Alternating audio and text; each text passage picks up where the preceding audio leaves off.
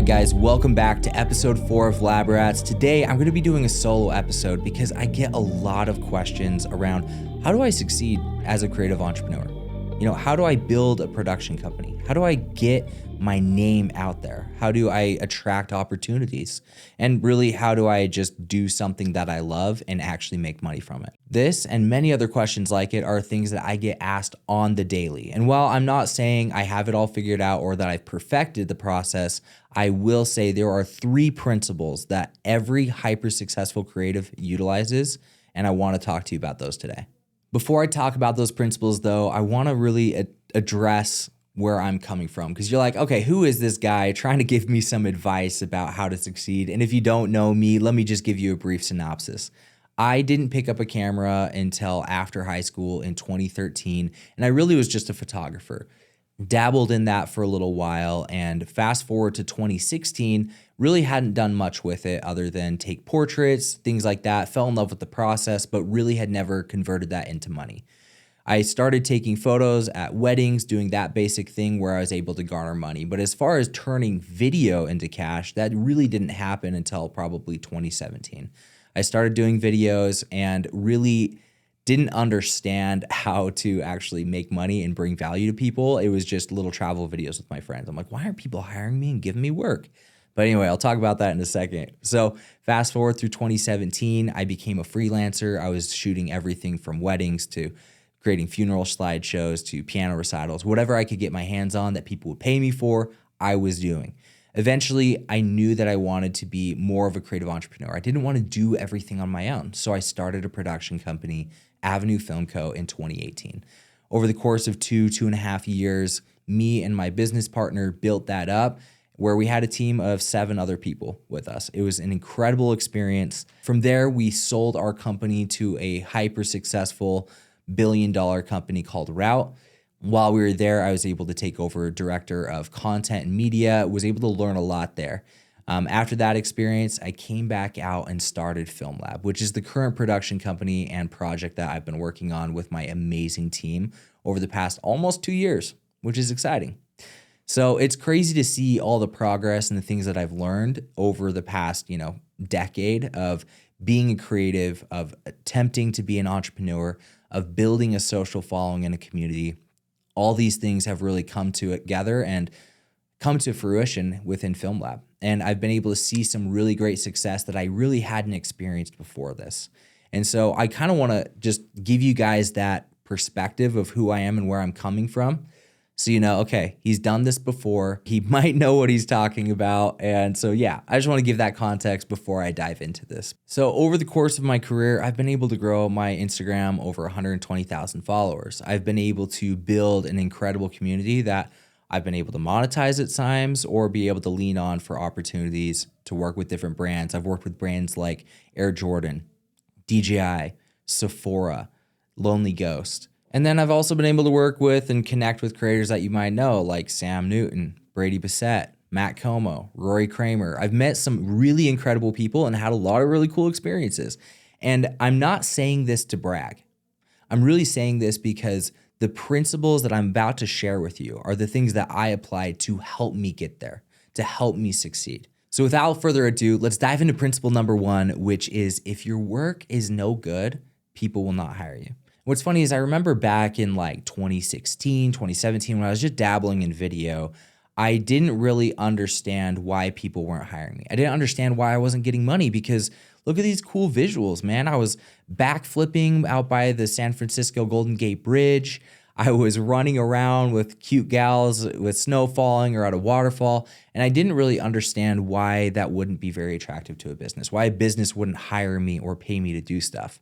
While yes, maybe my visuals in and of themselves were beautiful, it wasn't actually good. It wasn't actually bringing any value to a business. Why would a business want to hire a guy who's backflipping and running around waterfalls that didn't really mean anything and didn't really do anything for them? How was I going to bring them value? And so it's kind of 2 parts, right? Getting good is figuring out how am I going to perfect my craft, my skill, which is to make videos that look good, to make sure the audio is clean. But then the other half is not just about aesthetics. It's about how am I bringing value and how am I going to bring results? And those first two things were very difficult for me to understand how they merged because I was all about the visuals. I was all about how is it looking. I remember going to California with some buddies and I filmed and put together this project that I was so proud of. And I mean, everything worked out. I remember we're driving on a freeway, we see this cool building, we pull over, we go up the stairs. Talmadge was there with me, and it was so fun in California. We go up these stairs, we get to the rooftop of this building. We are overlooking the LA skyline. Everything was just perfect. We're up there just having a blast. Just the floor underneath us, there were some people who were filming a music video, right? They decided to come up to the top floor. So here we were, just a couple of Utah kids sitting out on this rooftop, and we have this rap hip hop music video and all the crew and the cast and the talent coming up to hang out with us. They're vibing, they're hanging out. We literally got this string of lights that we're doing jump rope with. We're just messing around and having a great time. And I remember being like, I have made it. Look at how the stars are aligning, not to mention the beautiful ocean and the waves that we were able to capture and just the experience of running around and being friends, and just felt so authentic and so cool.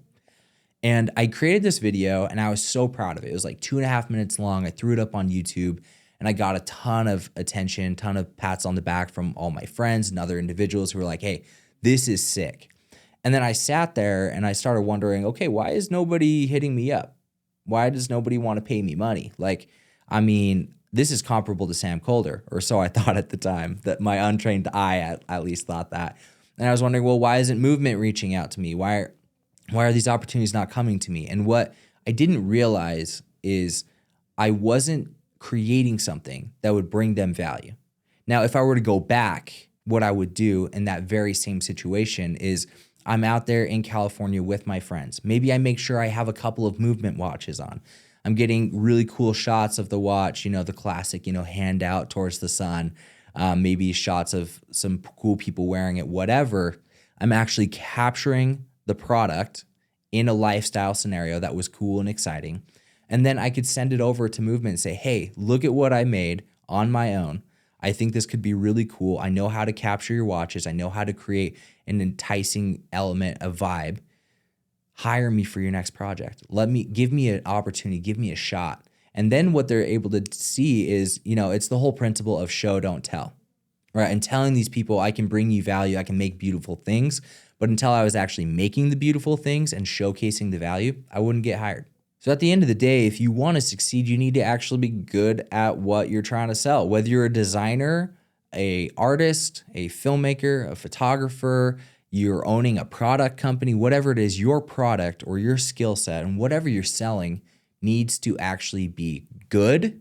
You need to be good at your craft, and then it needs to bring value to the end user. Even if it just means the painting goes up on the wall and it's something they're proud of, the portrait you took can be a LinkedIn headshot, the product you're selling can ease a pain point that they're having in their life, whatever it may be, you need to actually bring them value at the end of the day. And so that's principle number one, that if your work isn't good, if it's not helping somebody, then you will not get hired and you will not get opportunities. Principle number two, I have such a soft spot for, because I have been able to apply this principle to succeed in my life. And I've also seen other people that I care about apply it to their life and become hyper successful.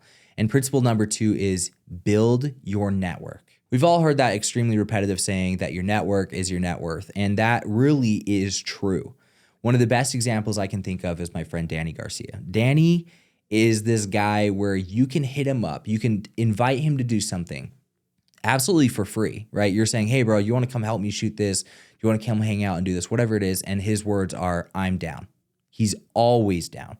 And it was crazy what he did and how he applied this principle of being down and being willing to network with people to become very successful as a filmmaker.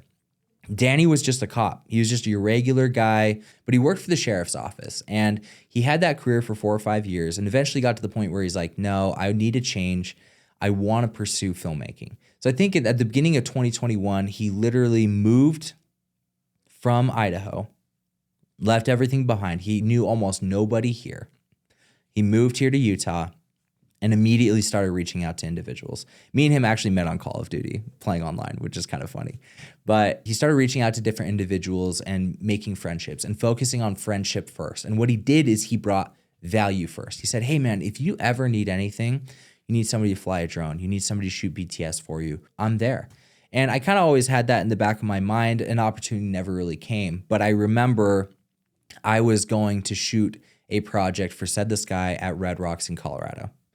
And I was flying out there and we had this group chat for homies who'd play Call of Duty. And I literally said, hey, we have an extra ticket or an extra pass if anybody wants to come to Colorado and shoot. Obviously can't pay for your flight, but if you want to come hang, you can. And Danny was like, I'm literally in Colorado right now filming a wedding. He's like, I'm going to cancel my return flight, book a new flight home, and I'm going to come shoot with you guys. He was always down. And he came out, he shot with us. He had the best energy. He was gassing everybody else up, encouraging them, making all of us just have a great time. And that one experience working with Danny, we didn't pay him anything. He really was just there bringing good vibes. We used a couple of his shots in the final recap video. But the real value was brought in us feeling like we had a friend. It wasn't a transactional relationship. He was literally there to just bring value. He was just excited to be doing what he was doing. And that excitement and that passion is so infectious. Every single one of us started feeling so grateful and excited about what we were able to do and what we were filming. And guess what? He left such a great impression that anytime I have had opportunities come up since, whether they were paid or unpaid, he's one of the first people I call because I know when he's there, he's going to have a positive attitude. I know that he actually cares about me as a person. He wants me to succeed. Anytime we're on set, he's not there trying to talk himself up. He's not trying to slide his way in with a client and see if he could get side work. He is there to build us up, to encourage FilmLab, to make Mitch look his best. And because of that, I have such a massive loyalty towards him. And essentially during this whole process, he has been refining his skill set. So whenever he comes on set, he's practicing, he's learning and improving. And when he's not on set with us, he's working on his own projects. He's growing and improving. So every time I would bring him out, I never paid him at first, really, because we just didn't have the budget. But I knew he was down and I knew he wanted to be there. And he has become a crucial part of our team. And I really attribute that to his approach with building a network. He brought me value first. He showed me loyalty. He cheered on FilmLab. He shared our work. He's done all this stuff. He played everything right without asking for anything in return. He tried to bring us value. And when we felt that and when we saw that, we all here at FilmLab made it almost our personal mission to give him opportunities to support him in the ways that he's growing, the things that he's doing. And I can't help but say this guy has literally taught me a masterclass on how to actually build your network. And it's by providing value first. And so you might be wondering, okay, well, why do I really need a network? If I'm really good at what I do, then, people will just hire me directly. And I also will say that I used to have this mindset where I was like, hey, I just want to make all the money. If I do all the work, first of all, it simplifies things to some degree. And I just deal with all the things that are rough by myself. Yeah, I'm going to be the guy carrying the camera. I'm going to be directing. I'm going to be monitoring audio. Yes. And I'm going to have to edit it. But if I do that, I'm going to be making all the money. I get to keep 100% of the $1,500 that I'm going to make for this video. And while yes, that was true, and it might have been applicable and worked when I was on my early days, when I was just starting out, when budgets were a lot smaller. I said $1,500, but I mean, I shot videos for $250 before, right? Anything to get started, it's totally fine to do the solo videographer thing. But if you want to truly succeed and you want to truly grow in your career and in your industry, your community is so important, especially in the creative field. You cannot be a specialist at everything. You're going to be a generalist, meaning you're only going to be able to do 60% of the job as far as quality-wise as somebody who's a specialist could actually pull off. And so it got to the point where I started realizing, okay, yes, I could keep all the money myself, but my product is always going to be subpar. The thing that I deliver is never going to be good enough. I'm not having somebody else challenge me and offer different ideas. And so as I started growing and maturing, I realized, okay, now is not the time to try to keep it all for myself. Let's share the love. Let's bring opportunities to other people. And yes, maybe out of the $1,500 at the end of the day, outsourcing and bring other people in, maybe I'm only keeping $600, but I just brought value to other people. I put money in their pocket. My end product is going to be significantly better because of that.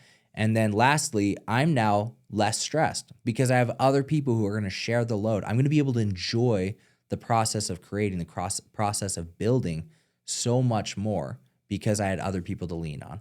So if you want to truly grow and progress, you need to have a network. You need to have a community of people that you can lean on, that you can reach out to.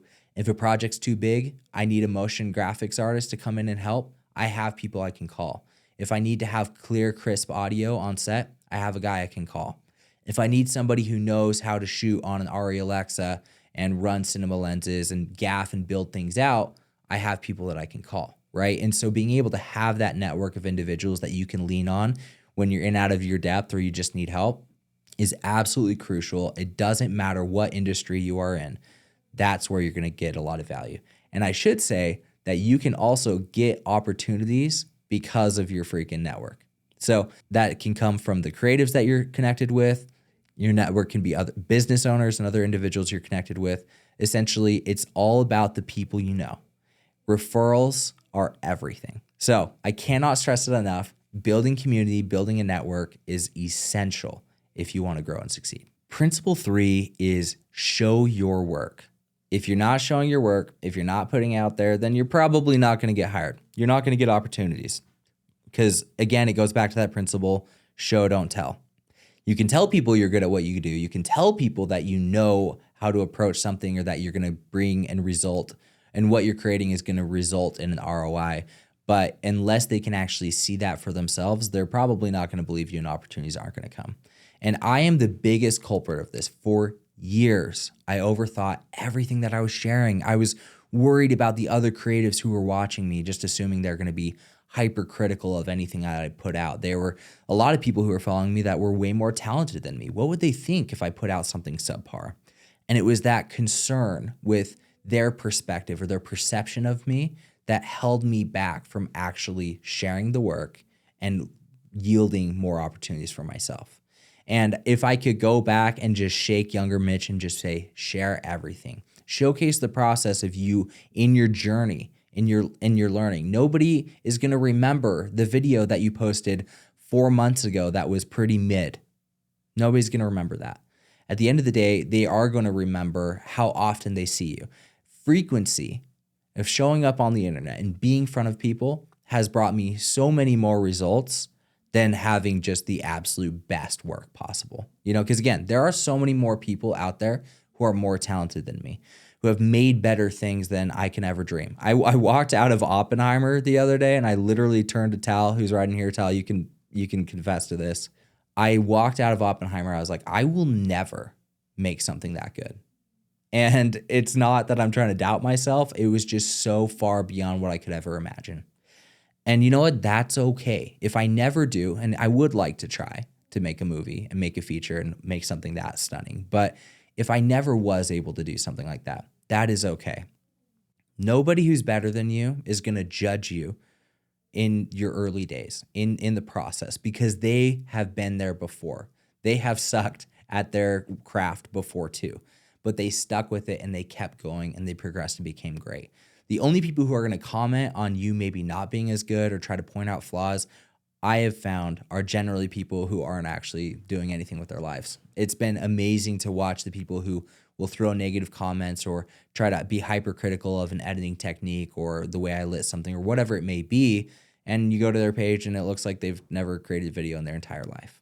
And so, interestingly enough, I let the fear of people that I look up to judging me hold me back from actually progressing and becoming more like them and succeeding. I had somebody who reached out to me. His name is Austin Brady. A year ago, he reached out to me and said, hey, I want to get myself on the map. I want to start having more opportunities because I want to build this production company. I also want to start building a personal brand. What do I do? We met up, we talked for like an hour and a half and, had a great conversation and gave him a couple of things and tasks almost that he could do to start building that business and that brand. And really the focus was, one, you need to just start sharing. You need to decide what you want to talk about and you need to start posting on your social media. Number two, you need a place to host your work. You need a website, your own social media for your business, whatever it is, you need to have a place where people can see the things that you're developing, showcase your work, and have an example of what kind of value they're going to get back. And so over the course of the next, 4, 5, 6 months, he would email me every couple weeks and say, hey, just so you know, here's the updates I made. What would you suggest I do next? And I would just throw out, okay, refine this on your website, maybe shorten this, take down some of these other videos and focus on some of your best stuff here. And as he was applying those principles throughout this whole time, he started posting on his social media. He started sharing his work. He started pushing things out. And you know what happened? He started growing. He started building a community. He started building people who were excited about him, who were following him on his Instagram, on his YouTube, who were reaching out to his business to get him to come film something, whether it's a wedding, whether it's a business opportunity, whatever it is. And as he started showcasing his work, opportunities started coming for him. And what was interesting is, I looked at Austin and said, oh, okay, he's just starting out. He's young, he's hungry. I'm going to cheer him on and support him in this process. And as he started sharing his work, I started noticing, wow, Austin's pretty good. Like he's a lot better than I thought. And I started seeing over time how he was improving faster and faster and faster because he was actually putting it out there for an audience to see. And now I was aware of his growth. And so as he was sharing those things, after a while, we got to the point at Film Lab where we needed somebody to come in and do some part-time editing, 2-3 days a week for us. And the first person who came to my mind was Austin, because he had been sharing and posting his work. I'd seen his progress as a filmmaker. I'd seen how consistent and trustworthy and loyal he was to us as well. And I was like, that's a guy we're going to give opportunities to. We reached out to him. We hired him a couple days a week. He's now back to focusing on his business, but he's still helping me and putting together edits and stuff for my own social media. And that opportunity came because I saw him putting out work. I saw his progress. And when I thought of somebody who I needed to come on and edit, he was the first person who came to my mind. So anyway, shout out to Austin. Absolute stud. Definitely recommend giving him a follow if you haven't. But guys, these 3 principles that I shared, I swear by. I have been able to find a lot of success, and I am only going to continue to find more success because I am applying these 3 principles, which are get good at your craft, then people will hire you, build a community or build a network, and then actually share your work. Now, I have seen people apply even just 1 or 2 of these principles and be hyper successful. For example, they get really, really good at their craft, and so through people talking about them or seeing whatever, they're able to get opportunities and jobs. I've seen people who really aren't that great at what they're doing, but they have an incredible network and people who love them and want to see them succeed. And so they give them opportunities and jobs. But what I will say is, yes, you can be successful even applying just 1 of these principles, but you will be massively successful if you apply all 3. And I've been able to see that in my own life. So I would encourage you, if you're listening, you're a young entrepreneur, you're a young creative, or maybe an old creative, whatever, wherever you're at right now, take an honest, look in the mirror. Say, what am I doing and what am I not doing? Why am I not where I want to be? And see if maybe there's some of these principles that you aren't applying. Maybe you actually aren't that good at what your craft is and the product that you're trying to sell isn't that great. Maybe you need to improve your skill set so that it will be easier to sell, because then people will hire you. Maybe you're trying to do the whole thing solo, and that really is a hard journey and a hard path to actually be able to scale and grow. So yeah, maybe you need to go shake some more hands, DM some more people, make some more friends. Go and do that. Or maybe you're just somebody who's gatekeeping all of your work. You have 57 drafts in your Instagram posts. You haven't posted because you're overthinking everything, and you're sitting there wondering why the phone's not ringing or the emails aren't coming in. Well, take an honest look at yourself. See how you can apply some of these principles, how you can make some changes, and watch what will happen if you stay consistent in pursuing and applying these principles. I can't tell you how passionate I am about this. That's why I want to do a whole episode on that. I really do believe that applying these things will answer all the questions, most of the questions that I guess asked all the time. How do I turn this creativity into a business? How do I actually be successful? How do I build a community? Whatever it is, applying these principles are what is going to help bring you that success. And I want you guys to be successful. As lab rats, as people who are listening to this podcast, your job is to experiment. Even if you're taking 1 of these principles and applying it consistently, you will see results. That's what this is all about. coming up with theories of what might work, experimenting on the process, and coming to a conclusion and seeing the results. That's what we're doing here today. So please reach out to me. I want to see you guys succeed, and I want to be a part of that process too. Anyway, love you guys, and I'll catch you in the next one. Hey guys, welcome back to episode 4 of Lab Rats. I actually have an idea. So, okay.